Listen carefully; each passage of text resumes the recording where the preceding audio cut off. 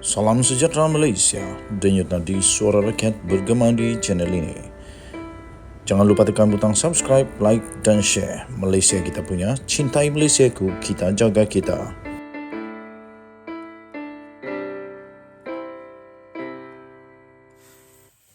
Salam sejahtera Malaysia, denyut nadi suara rakyat bergema di channel ini.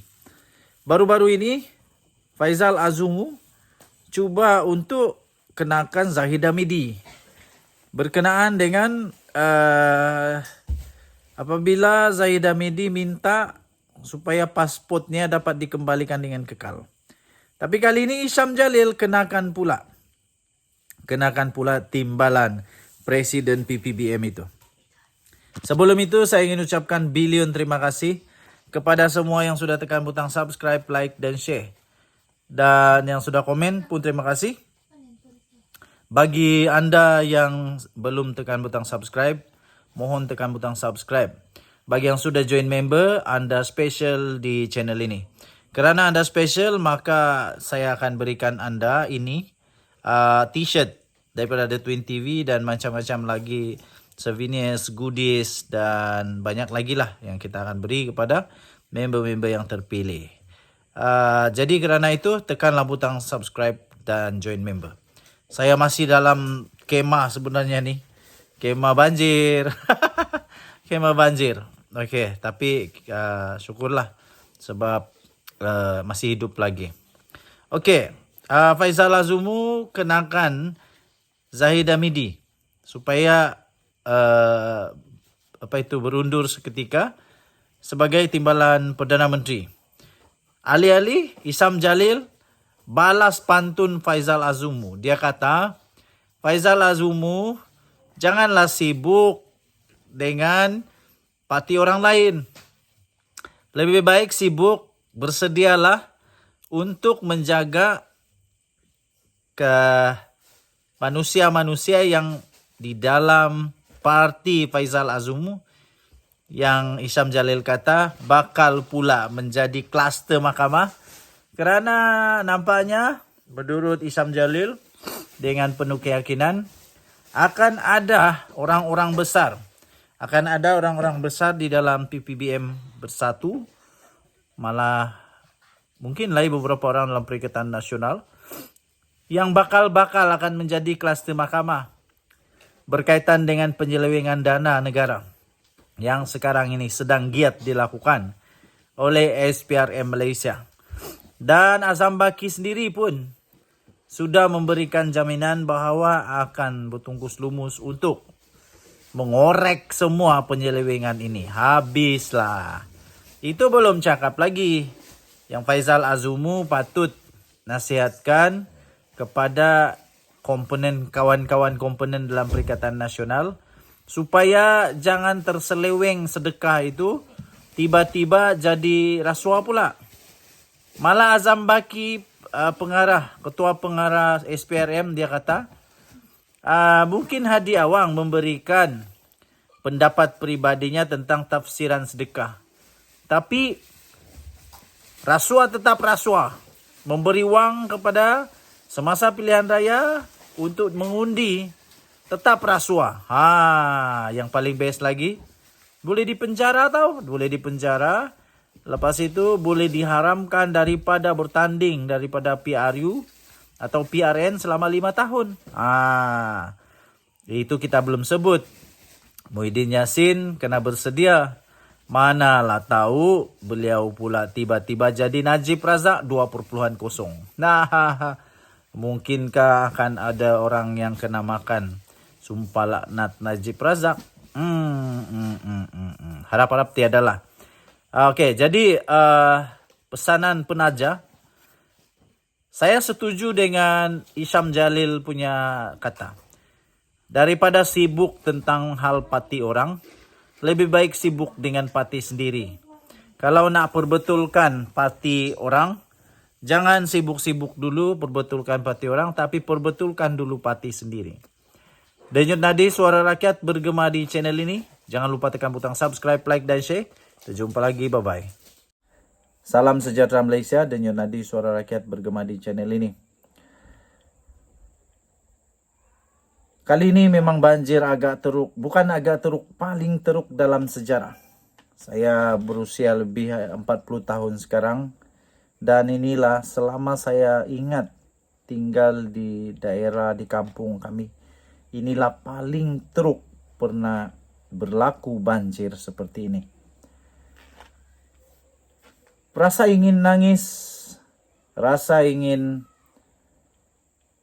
putus asa dengan apa yang sudah terjadi pasti akan berlaku di setiap orang yang terlibat dengan banjir, termasuk saya. Bukan sekadar beribu-ribu kerugian, tetapi ramai di antara yang terlibat banjir kali ini kehilangan hampir segala-galanya. Bayangkan saja kalau sudah berusaha 20 tahun, 30 tahun untuk mengumpul segala-gala yang ada dalam rumah. Sama ada di cash atau diutangkan macam mana. Tapi akhirnya banjir, sekali ranap begitu saja segala-galanya. Tidak ada lagi. Malah dapat juga maklumat daripada rakan-rakan sekampung yang segala dokumen pun tidak sempat untuk diselamatkan. Bayangkan saja, banjir kali ini hanya berlaku saya pikir dalam masa 15 menit. Dalam masa 15 menit sudah tidak boleh mana-mana kereta, mana-mana kendaraan kecuali perahu yang menggunakan enjin yang boleh menyelamatkan. Begitulah cepatnya banjir kali ini. Karena itu terlalu ramai yang sedang memerlukan bantuan sekarang. Saya harap sebagai admin The Twin TV, kita berharap semoga semua ahli politik di Sabah terutamanya berhenti dulu kamu jadi tamak halubak kuasa yang tiada ketentuan. Fikir dulu macam mana untuk bantu kehidupan kami. Saya terus terang, nasib baik semalam ada bantuan beras. Kalau tidak, mau makan apa? Mau makan apa? Pun tidak tahu mau dimakan apa. Kerana apa? Mau pergi membeli pun tiada duit. Macam mana ada duit? Kalau bank pun mana buka, banjir. Mau keluar pergi pekan paling dekat yang ada bank, di Kota Marudu 60 km. Mau dekat 70 km pun banjir. Mau makan apa? Ialah mungkin YB yang tidak berperikemanusiaan, nasib baik YB kami okey juga. Dia ada datang juga tengok-tengok kami. Terima kasihlah kepada YB yang sempat tengok, sempat juga bercerita sedikit sebanyak kepada dia. Jadi harap-harap ramailah rakan-rakan di luar sana, sama ada kerajaan kah, NGO kah. Ini tanpa rasa segan dan malu sudah menyatakan bahawa kami perlukan bantuan. Kami perlukan bantuan. Sekurang-kurangnya bantuan doa lah. Tak apa, kami tak juga sampai minta sedekah.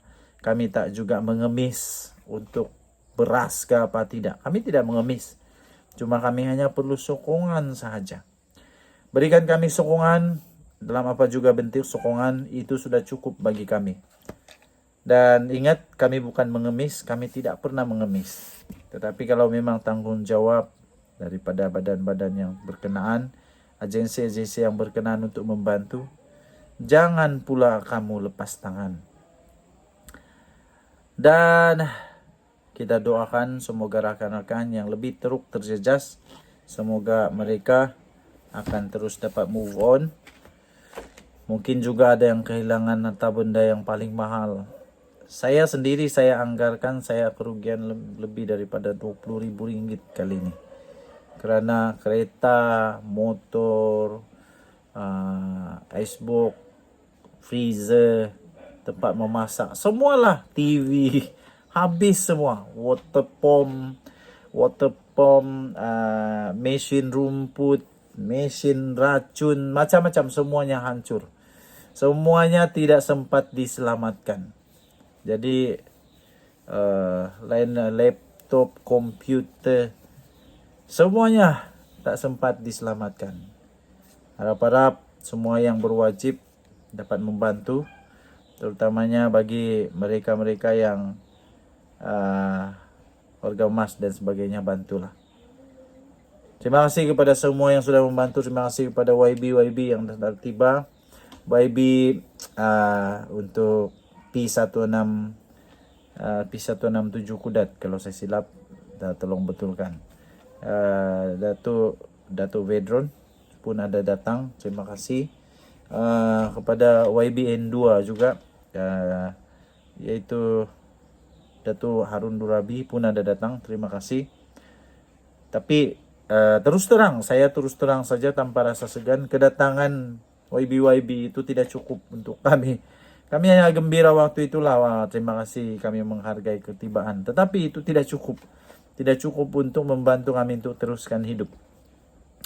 Hanya sekadar senyuman, hanya sekadar satu nasihat ataupun dorongan daripada YB tidak cukup. Tapi kami perlu satu tindakan. Tindakan bagaimana untuk kami dapat dibantu. Contohnya di belakang rumah saya itu sungai, hanya lebih kurang 1 depa saja lagi. Mungkin kerajaan, saya sudah cakap dengan YB. Semalam saya perlu bantuan untuk buat benteng penahan banjir, dan sudah juga disokong oleh seluruh kampung bahwa banyak lagi rumah yang perlu. Kerana kalau ini tiba-tiba runtuh, memang satu rumah saya turun ke sungai. Mau pindah? Macam mana mau pindah? Ini rumah sudah rumah warisan. Wah, mau pindah, tiada lagi tempat lain yang boleh pindah.